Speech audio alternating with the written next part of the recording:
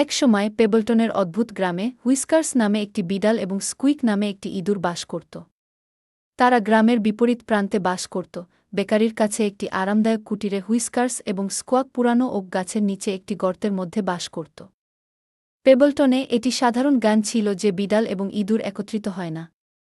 তার নরম আদার পশম এবং লম্বা লেজ সহ হুইস্কার্স ইঁদুরের পরে ডার্টিং করার জন্য তার তৎপরতার জন্য বিখ্যাত ছিল।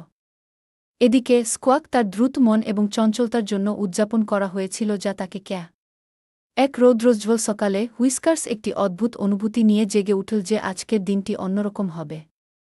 যখন সে গ্রামের মধ্যে দিয়ে হেঁটে যাচ্ছিল, তখন তাজা বেকড রুটির ঘ্রাণ বাতাসে ভেসে উঠল, তাকে বেকারির দিকে নিয়ে গেল।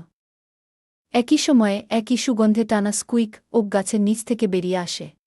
ঘটনাক্রমে তারা একই মুহূর্তে বেকারির পিছনের দরজায় পৌঁছে যায়। তাদের চোখ মিল এবং উভয়েই থমকে গেল, পরবর্তী কী হতে পারে তা নিশ্চিত নয়। হুইস্কার্স অনেকবার স্মরণ করে যে সে ছোট প্রাণীদের তাড়া করেছিল, স্কোয়াকের শান্ত আচরণে অবাক হয়েছিল।